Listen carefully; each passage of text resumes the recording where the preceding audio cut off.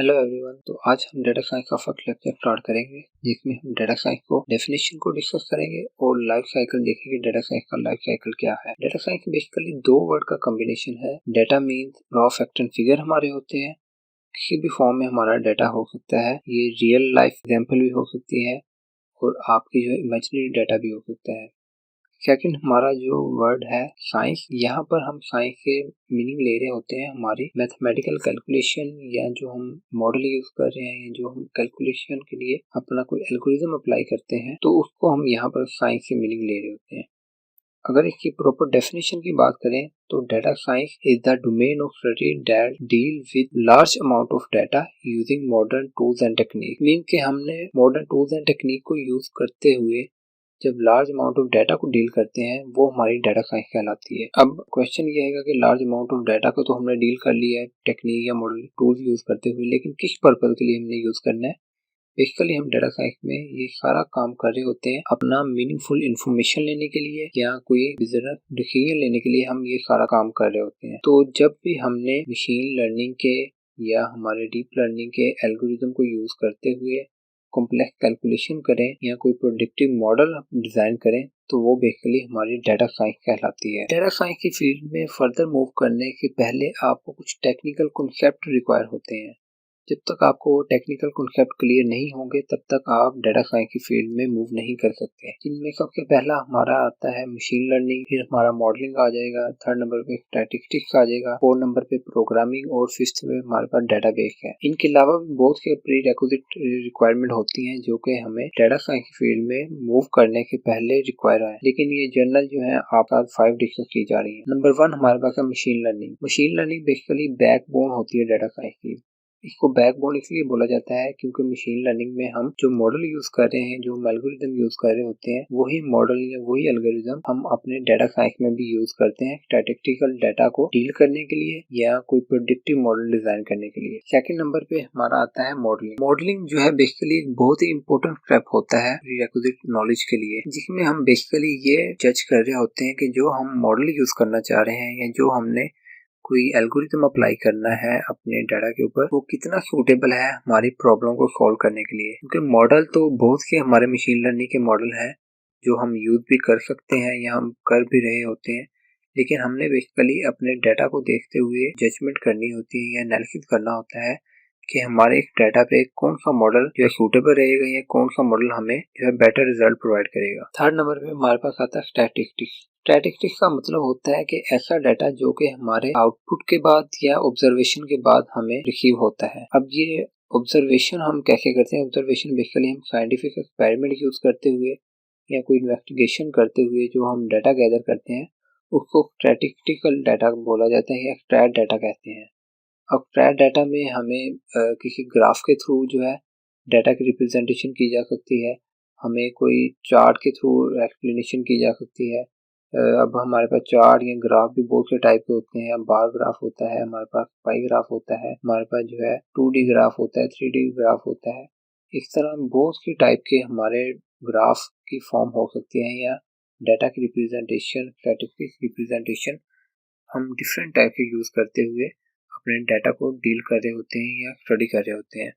तो अगर आपको स्टैटिस्टिकल डाटा को रीड करना या अंडरस्टैंड करना नहीं आएगा, तो आप कभी भी जो है डाटा साइंस की फील्ड में फर्दर मूव नहीं कर सकते, क्योंकि यहाँ पर हमारा मोस्टली जो कॉन्टेक्ट होता है वो हमारा डाटा के साथ हो रहा होता है। नंबर 4 पे हमारे पास आता है प्रोग्रामिंग। तो प्रोग्रामिंग का वर्ड इसलिए यूज किया जाता है प्रीरेक्विजिट में क्योंकि हमें डाटा साइंस में मूव करने के लिए प्रोग्रामिंग का नॉलेज रिक्वायर है। अब प्रोग्रामिंग बहुत एडवांस लेवल की प्रोग्रामिंग की हम बात नहीं कर रहे, यहाँ पर जस्ट हम ये कह रहे हैं कि हमें कुछ जनरल नॉलेज होना चाहिए या हमें कोई इनिशियल प्रोग्रामिंग की जो है फंडामेंटल उनके बारे में अंडरस्टैंडिंग होनी चाहिए। क्योंकि अगर हमें प्रोग्रामिंग के बारे में कुछ आइडिया होगा कि प्रोग्राम क्या होता है, कैसे जो राइट किया जाता है, कैसे एग्जीक्यूशन की जाती है, तभी हम किसी और प्रोग्रामिंग लैंग्वेज में मूव कर पाते हैं। और मोस्टली अगर आपके पास पाइथन या आर लैंग्वेज का एक्सपीरियंस है या एक्सपर्टीज है, तो वो आपके लिए एक एज होता है डाटा साइंस में।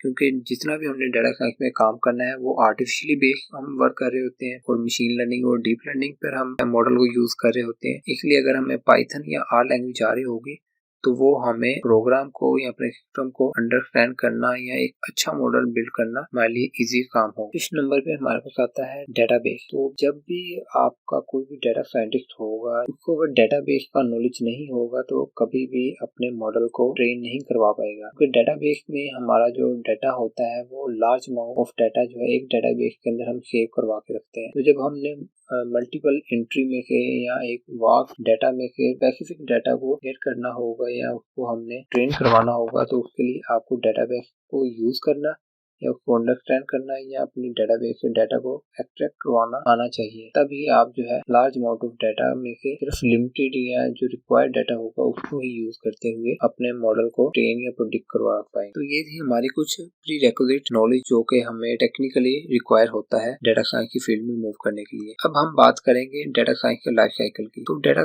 साइंस का जो लाइफ साइकिल है बेसिकली वो भी 5 स्टेजेस पर जो है डिपेंड कर रहा होता है। वैसे तो बहुत सी स्टेजेस हम कह सकते हैं, लेकिन जनरल जो है ये 5 टाइप की आपकी स्टेजेस हैं जो कि डाटा साइंस में मूव हो रही होती है। इसके अलावा भी ये वेरी करता रहता है मॉडल टू मॉडल या डाटा टू डाटा जो है आपकी डाटा साइंस की लाइफ साइकिल जो है वो चेंज होता रहता है। वो डिपेंड करता है कि हम कौन सा मॉडल यूज कर रहे हैं या किस टाइप का हम डाटा यूज कर रहे हैं। यहाँ स्लाइड पे जो आपके डाटा साइंस की लाइफ साइकिल की 5 स्टेजेस डिफाइन की जा रही है, उनमें नंबर 1 पे आ जाता है हमारे पास कैप्चर, नंबर 2 पे मेंटेन, 3rd नंबर पे प्रोसेस आ जाता है, 4 नंबर पे एनालाइज आ जाता है और 5th नंबर पे कम्युनिकेट आ जाता है। तो नंबर 1 जो हमारा कैप्चर है उसको एक्सप्लेन करने के पहले एक हमारा स्टेप जो है यहाँ पे मेंशन नहीं है, वो आपके साथ शेयर कर देता हूँ। वो हम कहते हैं प्रॉब्लम आइडेंटिफिकेशन। कि सबसे पहले आपने कोई भी मॉडल डिजाइन करना है या आपने कोई बिजनेस स्टार्ट करना है या आपने कोई भी प्रॉब्लम को सोल्यूशन फाइंड करना है, तो उसके लिए आपको पहले प्रॉब्लम आइडेंटिफाई करना रिक्वायर होगा कि मेन आपका ये काम करने का रीजन क्या है। जब तक आपको प्रॉब्लम आइडेंटिफाई नहीं होगी तब तक आप जो है फर्दर कहीं पर भी मूव नहीं कर सकते। विदाउट प्रॉब्लम आइडेंटिफिकेशन आप ना तो एक अच्छा मॉडल डिजाइन कर सकते हैं और ना ही आप मॉडल पे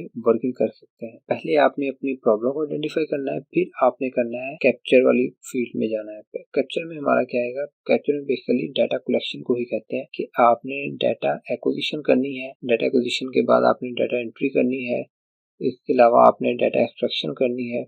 ये सारा काम जो आपने डाटा गैदरिंग में करना होता है वो सारे का सारा कैप्चर की एक कैटेगरी में आता है। अब आपने data in the form of tabular भी आप ले सकते हैं, आप डाटाबेस के थ्रू भी डाटा गेट कर सकते हैं। इसके अलावा आप अगर चाह रहे हैं कि आपने कोई सेल्फ स्टडी करके आपने डाटा कलेक्ट करना है तो आप कोई क्वेश्चन ईयर किसी के सॉल्व करवा के भी डाटा कलेक्ट कर सकते हैं। आप इंटरव्यू के थ्रू कर सकते हैं। इस तरह और भी बहुत से डाटा कलेक्शन के मेथड है जिनको यूज करते हुए आप डाटा कलेक्ट कर सकते हैं। आजकल मोस्टली जो है लोग गूगल फॉर्म बना के भी जो है डाटा कलेक्ट कर रहे होते हैं। तो वो डाटा कलेक्शन के बाद आप स्टैटिस्टिकली देख रहे होते हैं कि आपका डाटा में कितने परसेंटेज पॉजिटिव इम्पैक्ट आया है, कितना परसेंट नेगेटिव आया है या कौन सी कैटेगरीज है, कितनी कैटेगरी में आपने अपने डाटा को डिवाइड किया है। वो सारे का सारा जो है आप डाटा कलेक्शन के बाद काम कर रहे होते हैं। लेकिन पहला आपका काम जो है वो सिर्फ डाटा कलेक्शन का है या डाटा कैप्चरिंग का है। सेकंड नंबर पे हमारे पास आता है मेंटेन। जब आपने डाटा गैदर कर लिया, अगर मैं आपको कह रहा हूँ कि आपने एक क्वेश्चन ईयर सॉल्व करवाना है या आपने किसी सर्वे के थ्रू अपना डाटा कलेक्ट करना है या आपने सोशल मीडिया के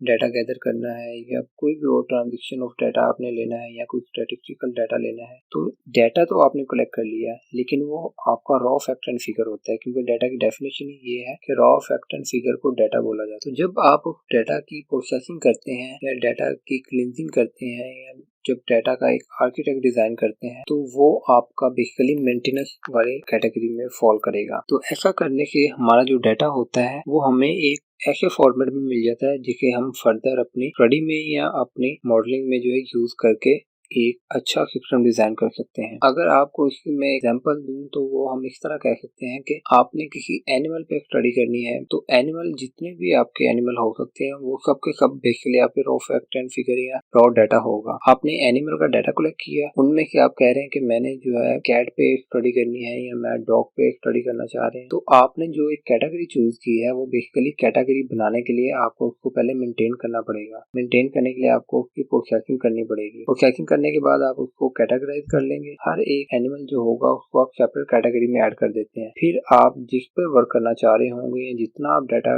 लेना चाह रहे होंगे उतना ही डाटा लेके आप उस डाटा को आगे फर्दर मूव करवाएंगे। थर्ड नंबर हमारा आ जाता है प्रोसेस का। तो प्रोसेस का बेसिकली मतलब होता है प्रोसेसिंग करवाना। जो आपने डाटा कलेक्ट किया था, डाटा कलेक्ट करने के बाद आपने उसको एनालाइज किया या मेंटेन किया। मेंटेन करने में आपने उसकी कैटेगराइजेशन की या आपने अपने डाटा की प्रोसेसिंग की। तो प्रोसेसिंग के बाद आपने ये चूज करना है कि इस डाटा पे आप कौन सा मॉडल अप्लाई करना चाह रहे हैं, ये कौन सा मॉडल ऐसा है जो आपके डाटा के अकॉर्डिंग सूटेबल रहेगा ताकि आप क्लासिफिकेशन कर सके या अपने डाटा की कलेक्शन कर सके। जो आपका डाटा साइंटिस्ट होता है वो बेसिकली आपका प्री रिक्विजिट जो डाटा होता है या जो प्रिपेयर डाटा होता है उसको यूज करते हुए उसके ऊपर मॉडलिंग लगा के प्रेडिक्ट मॉडल डिजाइन कर रहा होता है। तो डाटा साइंस ने फर्दर मूव करने के लिए, क्योंकि बेसिकली डाटा साइंस का काम ये है कि उसने डाटा लेना है डाटा इंजीनियर के या डाटा एनालिस्ट के, खुद वो वहाँ पे काम नहीं कर रहा होता। वहाँ पर पीछे बैकएंड पे आपके डाटा एनालिस्ट या डाटा एक्सपर्ट बैठे होते हैं, दो के डाटा कलेक्ट भी कर रहे हैं, डाटा को मेंटेन भी कर रहे हैं और मेंटेन करने के बाद फर्दर मूव करते हैं डाटा साइंटिस्ट को ताकि वो उसके ऊपर प्रोसेसिंग करके या उसके ऊपर मॉडल अप्लाई करके आपको एक बेटर सॉफ्टवेयर या बेटर सिस्टम प्रोवाइड कर सके या बेटर प्रेडिक्टिव मॉडल आपको डिजाइन करके दे सके। नंबर 4 पे हमारे पास आता है एनालिसिस या एनालाइज। तो जो आपने मॉडल सेलेक्ट कर लिया कि आप कौन सा मॉडल अप्लाई करना चाह रहे हैं या आपने कौन सा एल्गोरिथम इंप्लीमेंट करना है, तो उसके बाद आपका नेक्स्ट स्टेप होता है एनालिसिस का, कि आपने इसको एनालाइज करना है कि जो आपने मॉडल डिजाइन कर लिया है, जो आपने डाटा के ऊपर इंप्लीमेंटेशन कर ली है, उसके बाद आपको कितना पॉजिटिव रिजल्ट प्रोवाइड किए जा रहे हैं या कितना क्वालिटेटिव आपको जो है डाटा प्रोवाइड किया जा रहा है। तो ये सारा काम हम एनालिसिस में कर रहे होते हैं कि हमारी जो प्रेडिक्टिव एनालिसिस है वो कितने % आ रही है, हमारी जो है डाटा माइनिंग है वो कितने % आ रही है, रिग्रेशन जो है हमारा वो कैसा शो करवा रहा है, या अगर हमारा कोई क्वालिटेटिव एनालिसिस हम करना चाह रहे हैं तो वो कितने % हमें पॉजिटिव वे में रिजल्ट प्रोवाइड कर रहा है। तो इस स्टेप में बेसिकली आप डाटा को वेरियस फॉर्म में जो है एनालाइज कर रहे होते हैं ताकि आपका डाटा और आपका मॉडल जो है पॉजिटिव वे में या आपको एक्यूरेट वे में जो है एक अच्छा मॉडल डिजाइन करके दिया जा सके। नंबर 5 पे हमारे पास आता है कम्युनिकेट। कम्युनिकेट का जनरल मीनिंग तो कम्युनिकेशन होता है, लेकिन यहाँ पर हमारा कम्युनिकेशन का बेसिकली मकसद है कि हमने सिस्टम की और यूजर की आपस में कम्युनिकेशन करवानी है ताकि जो हमारा यूजर होगा जो उस मॉडल को यूज कर रहा होगा वो उसके अंडरस्टैंडिंग करके उसके साथ कम्युनिकेट कर सके। तो यूजर के साथ कम्युनिकेट करवाने के लिए डाटा साइंटिस्ट क्या काम करता है, डाटा साइंटिस्ट ने जो मॉडल डिजाइन कर लिया है, मॉडल डिजाइन करने के बाद उस डाटा को शो करवाया जाता है in the form of images या कोई विजुअलाइजेशन के थ्रू आप डाटा को शो करवाते हैं, या आप अपने बिजनेस के अकॉर्डिंग कोई प्रेडिक्ट करके बता रहे होते हैं कि हमारा बिजनेस जो है कितने % पॉजिटिव वे में वर्क कर रहा है। इसके अलावा आप क्या करते हैं, आप कोई ग्राफ बना के अपना कम्युनिकेशन करवा सकते हैं या आप किसी चार्ट के थ्रू भी जो है अपनी रिपोर्ट जो है वो व्यू करवा सकते हैं कि आपने जो मॉडल बनाया है, जो आपने सिस्टम डिजाइन किया है, वो किस तरह स्टैटिस्टिकली अप्स एंड डाउन को शो कर रहा है। तो ये था हमारा आज का लेक्चर जिसमें हमने डाटा साइंस की पहले डेफिनेशन को डिस्कस किया, फिर हमने कुछ प्री रिक्विजिट जो हमें इंफॉर्मेशन रिक्वायर होती है या टेक्निक की एक्सपर्टीज रिक्वायर होती है डाटा साइंस में मूव करने के लिए, उसको हमने 1 बाय 1 करके देखा है। और उसके बाद हमने जो है डाटा साइंस के लाइफ साइकिल को डिटेल में डिस्कस किया कि किस तरह 5 स्टेप को यूज करते हुए एक डाटा साइंस में एक अच्छा प्रेडिक्टिव मॉडल डिजाइन किया जाता है। मिलते हैं नेक्स्ट वीडियो के साथ, अब तक के लिए अल्लाह हाफिज।